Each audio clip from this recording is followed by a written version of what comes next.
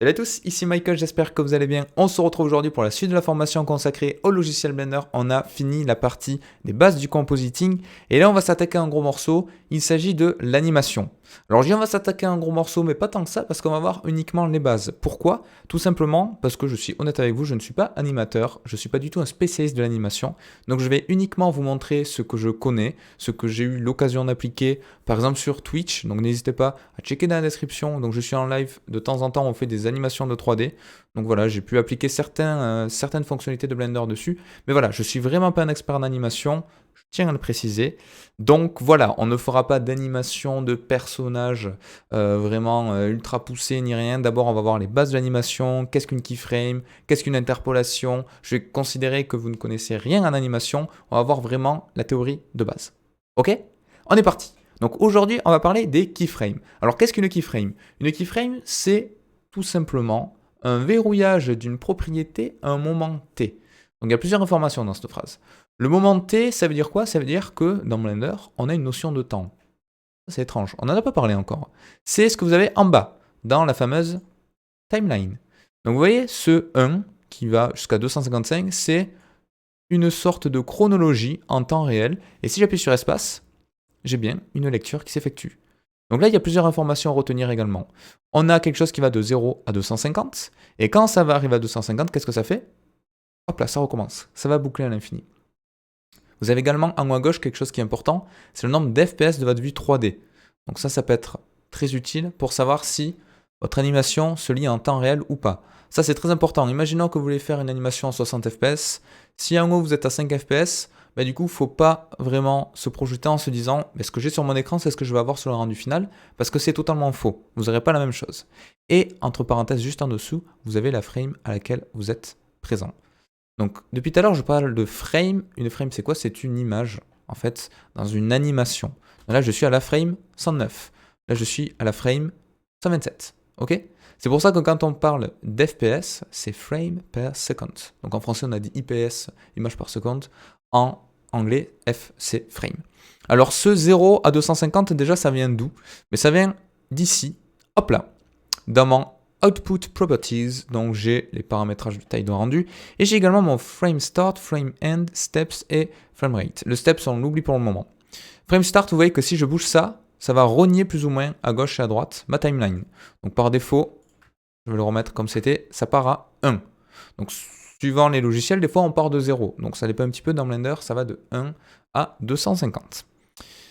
Ça également, je peux le changer si je veux faire quelque chose qui boucle plus rapidement, si je veux faire une animation beaucoup plus longue. Donc je vais laisser à 250 comme par défaut. Et j'ai le fameux framerate. Le framerate, ça va me permettre, par exemple, si je veux faire une anime à 60 fps, vous voyez que du coup ça passe beaucoup plus vite. Alors comment je fais pour calculer tout ça? Il ne faut pas confondre vraiment durée d'animation en secondes avec son nombre de frames et en fonction du framerate. Donc ça, c'est quelque chose qui est compliqué à comprendre si vous êtes débutant dans l'animation, mais sachez qu'avec le même nombre de frames, en fonction du framerate, votre animation peut durer 1 seconde ou 10 secondes. Donc imaginons, pour prendre quelque chose de simple, que j'ai 120 frames. Ok? J'ai 120 frames. Donc je vais mettre un F majuscule, ce sera plus simple. Ok, j'ai 120 frames. Si je lis mon animation à, on va dire, 30 images secondes, donc 30 fps, du coup, mon animation va durer, donc je fais 120 divisé par 30, elle va durer 4 secondes. Ok? Parce que en 4 secondes, si chaque seconde j'ai 30 images qui se réalisent, première seconde j'ai 30 images, seconde, je vais avoir 60 frames qui sont passés, troisième je vais avoir 90, quatrième je vais avoir 120. Mais maintenant, sans toucher à rien du tout, uniquement en touchant au FPS, si je passe à 60 FPS, avec mon même nombre de frames, 120, mais je vais avoir plus que 2 secondes. Donc ça, c'est quelque chose à garder en tête. Parce que vous allez avoir l'impression que votre animation passe plus ou moins rapidement. En fait, c'est que Blender, donc ça c'est une notion qui est commune à tous les logiciels d'animation, hein, c'est pas que pour Blender, mais il va se dire, ok, en 1 seconde, il faut que je cale 30 images. Il va balancer 30 images secondes. Sinon, il va se dire, il faut que j'en cale 60. Et du coup, avec le même nombre de frames, c'est pour ça que c'est important de bien gérer ça. La plupart du temps, en début d'animation, même si on peut le gérer après coup, en décalant un petit peu les keyframes. Mais ne soyez pas surpris si vous avez des changements, on va dire, de vitesse d'animation en fonction du framerate. C'est tout à fait normal. Donc c'est une notion qui est assez surprenante au début. Avec le même nombre d'images, on peut avoir plus ou moins de secondes. C'est pour ça que la plupart du temps, on raisonne plutôt en frame plutôt que secondes quand on fait de l'animation. Parce qu'une seconde, ça veut rien dire. C'est dépendant vraiment des autres paramétrages. Ok ? Donc je vais supprimer tout ceci là, hop là. J'adore faire des dessins, vous le savez. Mais maintenant, on va parler vraiment d'animation. Donc je vais décaler ceci, hop là, pour que vous puissiez bien voir la timeline allant de 0 à 250. Donc en bas à gauche, je vais mettre par exemple un texte editor, voilà, comme ça va rien cacher. Ok ? Donc j'ai mon cube. Je vous disais qu'une keyframe, c'était un élément qui permettait de verrouiller une propriété en fonction d'un moment t. Donc le moment t, on vient de le voir, c'est la frame. Donc on va verrouiller sur des frames des paramétrages. Paramétrage, ça peut être quoi ? Ça peut être une location, donc une position d'objet. Ça peut être une rotation. Ça peut être une échelle. En fait, tout ce que vous avez ici, par exemple, vous pouvez le verrouiller. Exemple typique. Je vais aller sur la frame numéro 1 et on va faire votre première animation. Donc j'appuie sur I. I, c'est la touche magique qu'il vous faut retenir si vous faites de l'animation. Ça permet de faire une insertion de keyframe. Et là, vous avez plein de choses qui apparaissent. Au début, on va s'intéresser qu'aux premières. Vous voyez, on peut verrouiller la position, la rotation, l'échelle. Ou alors la position et la rotation, ou alors la position, la rotation et l'échelle. Ou alors la position et l'échelle, ou la rotation et l'échelle. Donc ça c'est important parce que des fois vous allez vouloir bouger votre objet, mais changer que sa rotation, garder son échelle en mémoire, etc. etc. C'est un petit peu plus poussé. Aujourd'hui on ne va pas s'embêter, on va verrouiller les trois, location, rotation and scale. Qu'est-ce qui se passe si j'appuie ici ? Bam, deux choses. En haut à droite, tout passe en jaune. En bas à gauche, petite pastille jaune également en losange. Vous remarquez que quand je déplace ma timeline, quand je suis superposé à une pastille jaune, c'est-à-dire à une keyframe, Blender m'affiche dans mon interface les propriétés qui sont verrouillées à ce moment-là. Donc je sais que quand je suis à la frame numéro 20, ces paramètres-là, qui sont en vert, elles possèdent une keyframe, mais pas à l'endroit où je suis situé. Si je me mets à 1, elles possèdent une keyframe, mais à l'endroit où je suis situé parce que c'est en jaune. Donc le jaune, c'est le code couleur. Je vais aller par exemple à la frame 40, je vais déplacer mon objet comme ceci, je vais changer son échelle avec S et je vais faire une rotation comme ça. Et là je fais I, rotation, rotation scale. Alors là Blender il a deux informations. Il a l'information à la frame 1, l'information à la frame 40. Mais mon animation elle ne va pas ressembler à ça, on ne va pas avoir une sorte de téléportation. Blender va faire, attention notion très importante, une interpolation. L'interpolation c'est quoi ? C'est un algorithme qui va permettre d'indiquer à Blender comment passer au paramétrage situé ici à ce présent juste là. Donc on a quelque chose qui va petit à petit changer les valeurs. Par exemple, si on s'intéresse à l'échelle, vous voyez que l'échelle, on passe de 1 qui est ici à 2,074. Bon, j'aurais pu mettre 2, ça aurait été plus simple. Et bien de manière pas tout à fait linéaire, mais pour le début, on va dire de manière linéaire, du moins en interpolant des valeurs, il va passer de 1, vous voyez là je suis à 1,4, regardez bien ici l'échelle, 1,145, 1,2, 1,3, etc., etc., jusqu'à atteindre ma fameuse valeur. Et là, si j'appuie sur espace, on peut voir que j'ai bien une animation. Tac. Donc on passe d'une keyframe à l'autre avec une interpolation. Cette fameuse interpolation, on peut la visualiser facilement dans le Graph Editor présent juste là. On ne peut pas le voir vraiment dans la timeline. Le Graph Editor, ça ressemble à ceci. Bouf, attention là, bam, encore pas mal d'informations. Et vous allez vous apercevoir que, en fonction de tous les paramétrages verrouillés, donc j'ai bien la location en X, en Y, en Z, la rotation en X, Y, Z, l'échelle en X, Y, Z, tout ça c'est représenté juste là. Donc si j'avance ma timeline à gauche, ça va également avancer ma timeline qui est présente dans mon Graph Editor. Donc je pourrais directement aller à la frame 40, prendre ceci, qui correspond à l'échelle, et le changer, vous voyez, directement là. Je pourrais avec les poignets changer un petit peu la valeur dont l'échelle va changer. Si je fais quelque chose qui ressemble à ça, l'échelle va augmenter puis réduire à nouveau. Vous voyez, ça augmente et ça réduit. Donc tout ceci, ce sont des interpolations avec des courbes. Par défaut, vous remarquez une chose, c'est que c'est une interpolation qui n'est pas linéaire, c'est ce qu'on appelle du Bézier. Donc là, j'ai des poignées avec des sortes de tangentes, un petit peu comme quand je rajoute une curve dans Blender.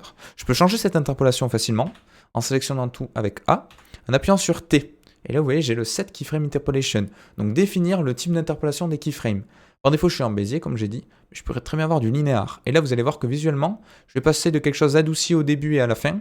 Donc là, par exemple, j'ai quelque chose qui est très lent en termes de changement, là qui a son pic et ensuite qui va à nouveau se raffaiblir. Donc ça, je peux ne pas le vouloir. Donc je vais appuyer sur T et si je mets linéaire, vous voyez que du coup là j'ai quelque chose qui est absolument linéaire à 100%. Donc ça peut être pratique en fonction des animations. J'ai également du constant, donc là ça va me faire vraiment une téléportation, bam. Donc à vous de voir, il y a plein de types d'interpolation. Vous avez même des choses un petit peu plus avancées comme le élastique, donc vous voyez qui lui va faire une sorte d'interpolation assez rigolote. Hop là, où il va changer la manière d'interpréter les interpolations de keyframe pour obtenir ceci. Ok, donc ça c'était la première chose que je voulais vous montrer. La seconde c'est quoi? Et après on s'en arrêtera là et petit à petit on fera des choses un petit peu plus avancées. La seconde c'est vous montrer que tous ces verrouillages là peuvent être définis directement dans l'interface de Blender sur tous les paramétrages qui nécessitent une saisie ou un activage manuel. Cette phrase ne voulait rien dire pour le moment, mais vous allez très vite comprendre. Je supprime ce cube. On s'en fiche. Je vais prendre par exemple le monkey. Magnifique objet proposé par Blender. Ok. Je vais aller dans les paramétrages. Par exemple, je vais rajouter un simple deform. Voilà. Simple deform qui permet par exemple de faire un bend, vous voyez, comme ceci. Donc imaginons que je vais faire une animation de ce bend là. Mais par défaut, je suis un petit peu embêté. Ou un stretch. Voilà, le stretch sera peut-être un petit peu mieux. Imaginons que je vais faire un truc comme ça. Ben, je sais pas comment faire. Comment je rajoute une keyframe sur ça? Si j'appuie sur I dans ma vue 3D, il me propose pas de verrouiller tous les paramétrages de Blender. Eh bien, c'est relativement simple parce qu'il vous suffit d'aller à la frame où vous voulez verrouiller une information, de survoler avec Blender l'endroit que vous voulez verrouiller. Là, c'est la valeur du factor. Je pourrais cliquer à droite sur cette pastille et là, ça ferait une Animate Properties. Mais la plupart du temps, on survole, on appuie sur I. Tac! Et là, automatiquement, qu'est-ce qui se passe? Ça vous rajoute une pastille à droite que vous pouvez activer ou désactiver. Donc là, il faut faire attention, ça enlève la keyframe, ça l'ajoute. Et vous remarquez qu'il s'est passé plein de choses à l'écran. Donc on a toujours la valeur en jaune qui indique que je suis superposé à une keyframe, ma frame 1. Également, vous voyez, quand j'active ou désactive la keyframe, regardez ce qui se passe dans mon graph editor. Hop là, ça va rajouter la valeur que je peux animer. Et je peux passer, par exemple, à Node 50. Je vais augmenter un petit peu la valeur. Je vais rappuyer sur I. J'ai dit node, pas du tout, à la frame 100, je vais faire quelque chose qui ressemble à ça, I. Là, vous voyez, j'ai mon animation déjà visuellement, on peut s'apercevoir ce qui va se passer. Donc ça, c'est mon changement de valeur. Et maintenant, si je fais une animation, regardez ce qui se passe. Voilà, j'ai ceci. Tac, j'ai mis une animation. Alors, on a quelque chose également qui est très intéressant, vous voyez, à chaque fois, c'est un petit peu long d'aller sur la frame, d'appuyer sur I pour verrouiller. Donc on a quelque chose qui s'appelle l'autokeying. Ça sert à quoi? À chaque fois que je vais changer de frame, ou si je superpose en fonction de ce que j'ai mis, si j'ai mis add and replace sur replace. Donc si je vais à la frame 134 par exemple, je vais juste changer cette valeur. Et j'ai pas besoin de rajouter une keyframe, lui il va me la rajouter automatiquement. Donc à chaque fois qu'il va y avoir un changement de valeur, il va me le changer. Je peux faire pareil avec l'échelle, avec la rotation, avec la position comme on avait au début. Et vous voyez, j'ai une animation qui va ressembler à ça. Voilà. Et là, du coup, pour revenir, avant de vous quitter sur ce que je disais au début, je vais aller par exemple jusqu'à la frame 169. Juste là, dans ma frame start frame end, je vais mettre 169. Comme ça va boucler à l'infini. Pour bien avoir mes 60 fps, là vous voyez, je suis pas 60 fps à gauche. Alors que j'ai bien dit à Blender que je voulais du 60 fps. Mais ça, c'est mon framerate, c'est mon objectif, on va dire. Je veux ça un framerate. Mais là, il n'est pas affiché. Donc tout simplement parce que j'ai trop de level viewport en termes de subdivision. Vous voyez, là, si je baisse un petit peu, je vais retomber quelque chose qui est correct. Voilà. Et vous allez vous apercevoir que si je baisse mon framerate, par exemple, si je me mets à 24 fps, il va nous sembler que l'animation est beaucoup plus lente. Alors que c'est pas le cas. Enfin, visuellement, elle est plus lente, mais j'ai le même nombre de frames. Mais vu qu'il va avoir beaucoup moins d'animation en entrée, mais voilà ce qui se passe. Vous imaginez que c'est un petit peu comme les vieux vidéoprojecteurs, vous savez, il y avait plein d'images qui passaient devant, mais ça va changer la cadence d'interprétation des images. Ok? Donc voilà, c'est à peu près tout pour aujourd'hui. Ça fait déjà pas mal d'infos. Pour ceux qui commencent l'animation, ça fait pas mal d'infos. Je pense que les prochaines fois, on verra des choses un petit peu plus concrètes. Par exemple, comment faire tourner la caméra autour d'un objet de manière circulaire. Ça, c'est quelque chose qui m'a été beaucoup demandé. Dans un second temps, on verra également le weight painting avec des armatures, tout ce qui est morphing avec des déformations de... C'est plein de choses présentes ici, avec des shape keys, etc. Donc on verra tout ça, du moins ce que je connais. Je répète que je ne suis pas animateur et voilà, je n'aime pas l'animation. J'aime pas faire des animations, du moins.